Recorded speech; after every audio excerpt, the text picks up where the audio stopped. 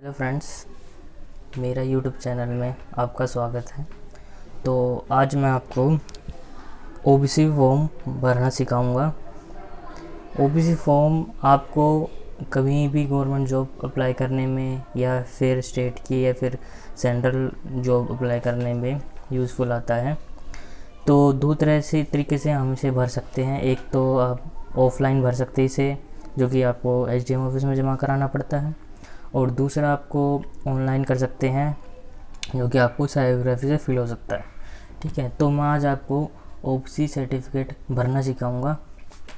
तो किसी भी व्यूवर्स ने सेंट्रल ओबीसी या फिर स्टेट ओबीसी नहीं भरा हो, जो ऑफलाइन फॉर्म सबमिट कराना चाहता है एसडीएम में, तो इस वीडियो में आपको बताऊंगा। तो सबसे पहले क्या होता है, जो आपका ये ई डिस्ट्रिक्ट नंबर होता है, जब भी आप फॉर्म फिलअप करते हैं तो एक नंबर होता है ये, जो कि आपको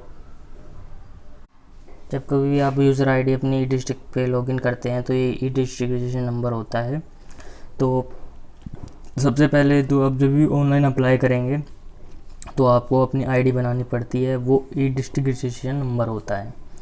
ठीक है, और दूसरा होता है आधार कार्ड। अगर आपने अपनी आईडी बना ली है और आपका आधार कार्ड उसमें रजिस्टर्ड है या अटेस्टेड है, तो आप आधार नंबर डाल सकते हैं। तो मेरा तो ई डिस्ट्रिक्ट में आधार नंबर अटेस्टेड था, तो मैंने अपने जब भी अप्लाई किया था ओबीसी के लिए, सेंट्रल या स्टेट के लिए, तो मैंने अपना आधार कार्ड नंबर यहाँ पे डाला था। तो ऐसे ही आप भी अपना आधार कार्ड नंबर डाल सकते हैं, और आपको रजिस्ट्रेशन आईडी है तो अपनी रजिस्ट्रेशन आईडी डाल सकते हैं। तो आपको, यानी मान लो आपको स्टेट का फॉर्म भरना है या फिर सेंट्रल ओबीसी अप्लाई करना है, तो आपको अपना नेम डालना पड़ेगा, नेम ऑफ बेनिफिशियरी, यानी आपका नाम। तो आपका नाम डालेंगे, जैसे ही आपका आधार कार्ड पे नाम है वही सेम आप इसमें नाम डालेंगे। अपना नाम डालिए, यानी कि जैसे कि मेरा नाम सपोज़ मान लो है मोहित, तो सपोज़ मान लो मेरा नाम है मोहित, तो मैं यहाँ पे मोहित डाल देता हूँ। ठीक है, आपका XYZ जो भी नाम है वो अपना डाल दीजिए, और ये नाम आपका आधार कार्ड से मैच होना चाहिए। ठीक है, नहीं तो आपको रिजेक्ट कर देंगे। Father name, name of father, father का नाम डाल दीजिए। नेम ऑफ मदर, मदर का नाम डाल दीजिए।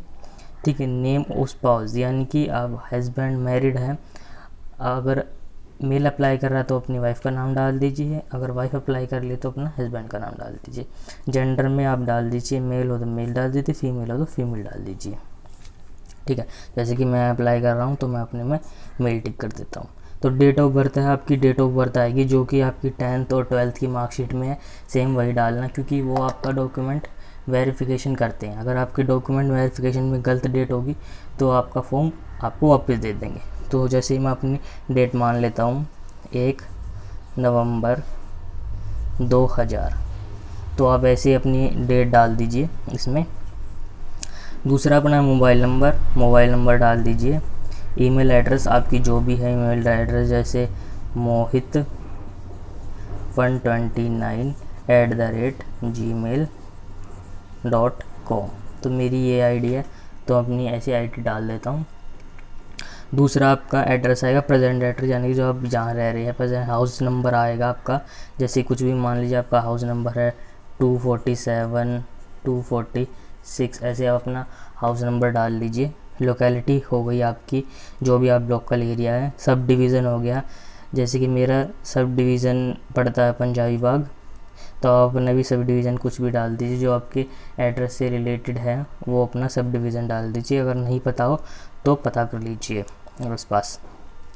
स्टेट डाल दीजिए दिल्ली जो भी आपकी स्टेट है वो डाल दें, दिल्ली डाल दें। पिन कोड डाल दीजिए, जैसे 110063, किसी का 67 होता है, जो भी आपका पिन कोड हो वो आप डाल दीजिए। विलेज टाउन में डाल दीजिए, जैसे किसी का है वही नांगलोई है, किसी का है जल विहार है, तो वो अपने हिसाब से डाल दीजिए। ई डिस्ट्रिक्ट आपकी कौन सी है, वेस्ट दिल्ली है, किसी की ईस्ट भी हो सकती है, तो अपने हिसाब से डिस्ट्रिक्ट डाल दीजिए। कंट्री में आपका इंडिया आएगा, या फिर कंट्री में आपको इंडिया आएगा। वेदर द प्रेजेंट और परमानेंट एड्रेस सेम, आपका प्रेजेंट और परमानेंट एड्रेस सेम है, अगर सेम है तो यस कर दीजिए, नहीं है तो नो कर दीजिए। मेरा सेम है तो मैं यस कर देता हूँ।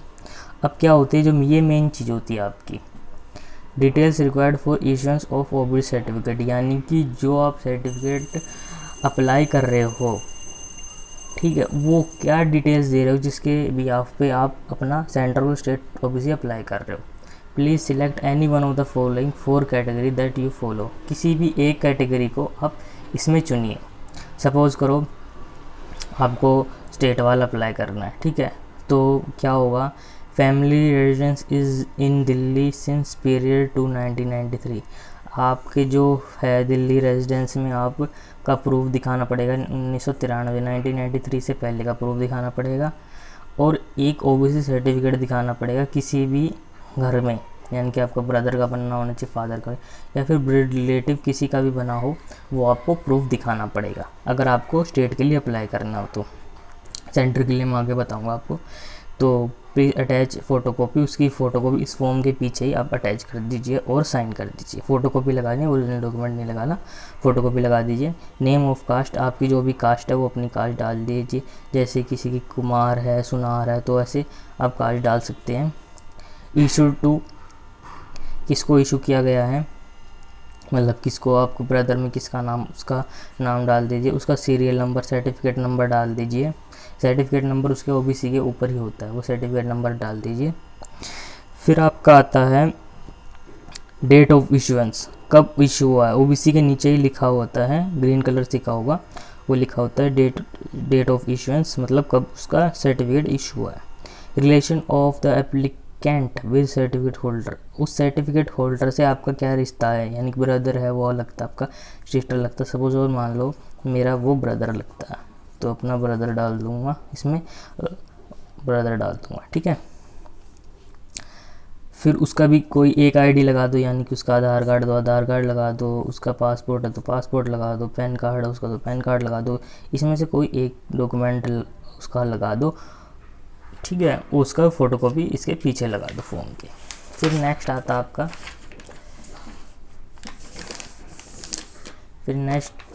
आपका family married to Delhi after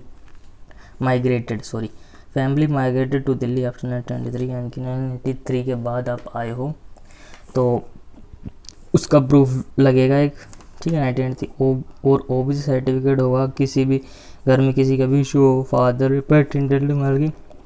पैट्रिटेड होता कोई आपका रिलेटिव, ठीक है, पैटर्नल, ठीक है, तो उसकी कॉपी अटैच करेंगे, फ़ोटोकॉपी लगानी है। नेम ऑफ कास्ट, उसकी कास्ट लिखो, सीरियल नंबर होगा सर्टिफिकेट पे वो लिखो, डेट ऑफ इशुएंस, कब इशुएंस हुआ है, ठीक है, रिलेशन ऑफ, उसका आपसे क्या रिलेशन है वो लिखो। ऐसे उसकी कोई भी एक फ़ोटोकॉपी लगा दो, आधार कार्ड या फिर पैन कार्ड लगा दो उसका, क्योंकि वो आपकी इससे वहाँ पे ओरिजिनल डॉक्यूमेंट चेक करते हैं, ठीक है। यहाँ पे उसका डॉक्यूमेंट नंबर डाल दो, ठीक है, जो यार ये आपको आधार कार्ड आपने डाले उसकी फ़ोटोकॉपी, तो आधार कार्ड का जो नंबर होता है 12 डिजिट का, वो यहाँ पे डाल दो। नेम और स्टेट ऑफ ओरिजिन, ठीक है, कहाँ पे आप रहते हो, कौन सी आपकी डिस्ट्रिक्ट है, ठीक है, जैसे कि डिस्ट्रिक्ट आपकी कोई सी भी है, मान लो पंजाबी बाग डिस्ट्रिक्ट है, किसी की मायापुर डिस्ट्रिक्ट पड़ती है, मतलब जो भी आपकी डिस्ट्रिक्ट है वो डाल दो। फैमिली, फिर तीसरा है सी, ठीक है, बी हो गया हमारा, सी है family residence in Delhi since prior to 1993, family आपकी रहती है, यानी कि आपका एड्रेस प्रूफ है 1993 का।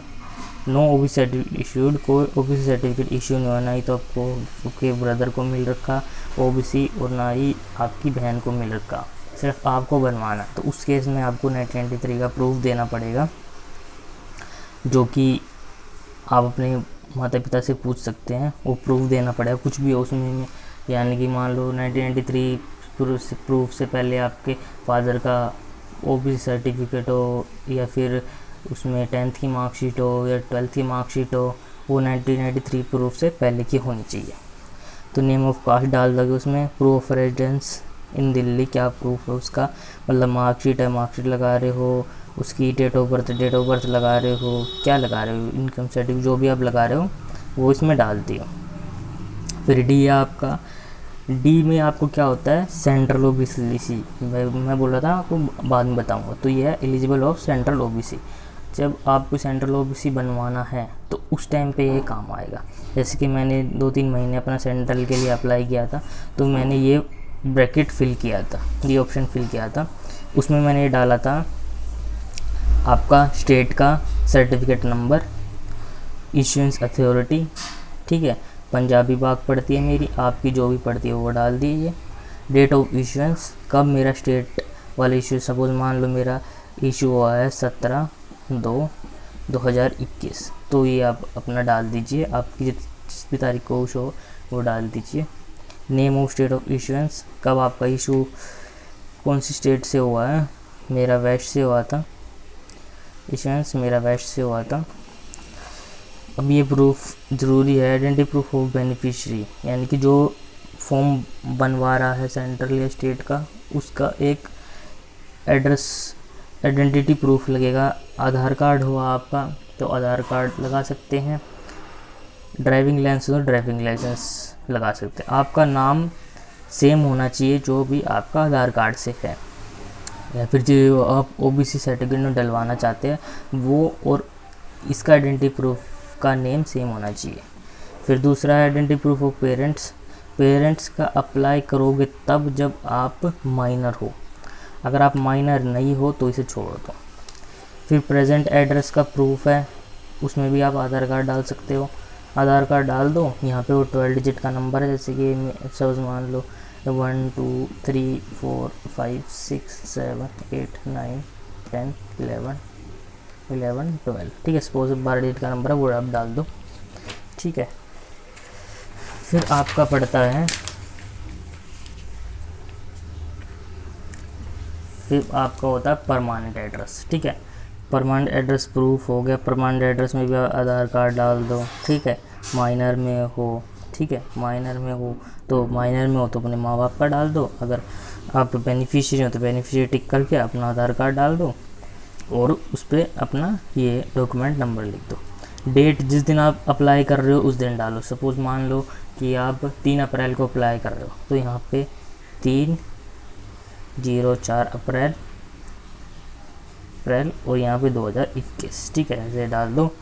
प्लेस डाल दो, कोई प्लेस डाल दो दिल्ली, ठीक है, जो भी आपकी प्लेस पड़ती है वो डाल दो दिल्ली, ठीक है। यहाँ पे अपना साइन कर दो, यहाँ पे अपना सिग्नेचर कर दो। फिर है बाद में ये ऑप्शन आ जाते हैं, ये ऑप्शन उनके लिए हैं जैसे कि आपके फादर कोई प्रेसिडेंट ऑफ इंडिया है, वाइस प्रेसिडेंट ऑफ इंडिया है, जज हैं सुप्रीम कोर्ट में, चेयरमैन है, मेंबर्स ऑफ यूपीएससी, यानी कि जो भी आपकी जिस भी फादर हैं जिस सर्विस से रिलेटेड हैं वो डाल दो। यानी कि प्रेसिडेंट, आपके माता पिता प्रेसिडेंट नहीं है तो इन सारों में नो डाल दो, इन सारों में नो कर दो, ठीक है। और सर्विस कैटेगरी आपके फादर किस में आते हैं, parents both whom are class 1 officer, आपके फादर क्लास 1 ऑफिसर हैं तो क्लास 1 ऑफिसर है तो यस कर दो, नहीं है तो नो कर दो, ठीक है। और फिर है parents either whom class 1 officer die और सफ़र परमानेंट, मतलब जो भी है इसको पढ़ के ध्यान से और इसमें नो कर दो, ठीक है। मेरे तो फादर नहीं है कुछ भी, ठीक है, तो इसको नो कर दो, ठीक है। तो फिर अगला है इसमें, is the applicant a son और daughter, parents both are whom class 2 officer हैं तो यस कर दो, अगर नहीं है तो नो कर दो। Provide that the rule of exclusion shall not apply in the following cases, ठीक है। पेरेंट्स बोथ हु, अगर आपकी इस कैटेगरी में हैं तो आप यस कर दो, ना तो नो कर दो, ठीक है। ज़्यादातर तो सभी नो ही करते हैं। आपको अगर आपको इस फील्ड में इस कैटेगरी में आते हो तो यस करो, नहीं तो नो कर दो, ठीक है। बाकी इनको छोड़ दो। फिर आगे चलो,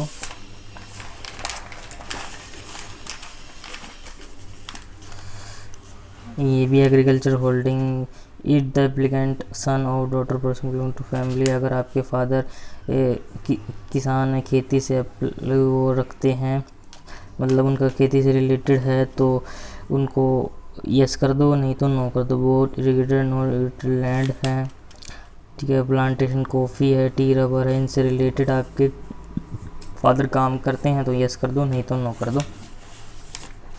ये पढ़ लो, अगर आपकी फादर की इनकम 6 लाख से ऊपर है तो यस कर दो, नहीं तो नो कर दो। इसमें नो कर दो, मैंने तो नो किया था। ठीक है, इसमें कुछ नहीं करना, इसको ऐसे ही ब्लैंक छोड़ दो। आपका लास्ट है ये आपका सेल्फ डिक्लेरेशन। ऑनलाइन फॉर्म में आपका सेल्फ डिक्लेरेशन आपको ऑनलाइन ही साइबर कैफे से करना पड़ता है, और ऑफलाइन में आपका ये लास्ट पेज होता है, ये आपका होता है 9th पेज। ठीक है, जो कि आपको ऑफलाइन फॉर्म में मिलता है। इसमें आप क्या करोगे, जैसे कि मेरा नाम मैंने डाला था मोहित, तो मैं मोहित लिख दूँगा।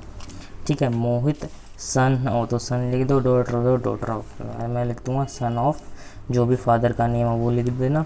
ठीक है, एज आपकी कितनी, जैसे मेरी एज मान लो 23 है तो मैं 23 डाल देता हूँ। रेजिडेंस आप कहाँ रह रहे हो वो एड्रेस डाल दो यहाँ पे आप जिस दिन फॉर्म को अप्लाई कर रहे हो वो डेट डाल दो। जैसे कि मैंने पीछे डाली थी डेट 3 अप्रैल 2021, तो ऐसे आप अपनी डेट डाल दो।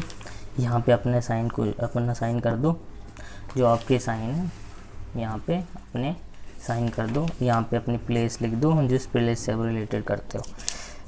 तो फ्रेंड्स, ये थे आपके सेंट्रल ओबीसी के फॉर्म भरना सिखाया, और मैं स्टेट एक ओबीसी का फॉर्म भरना सिखाया। जिस चीज़ में आपको डाउट लगे आप मेरे को कमेंट बॉक्स में कमेंट कर दीजिए, मैं आपका आपकी जल्दी क्वारी को सॉल्व करूँगा। और जो भी डाउट आए वो मेरे को कमेंट बॉक्स में पूछ लेना। और प्लीज़ वीडियो को लाइक ज़रूर करिए और चैनल को सब्सक्राइब करिए, और ऐसे ही मिलते रहेंगे अपने अलग अलग वीडियोज़ में। तो आज के लिए धन्यवाद।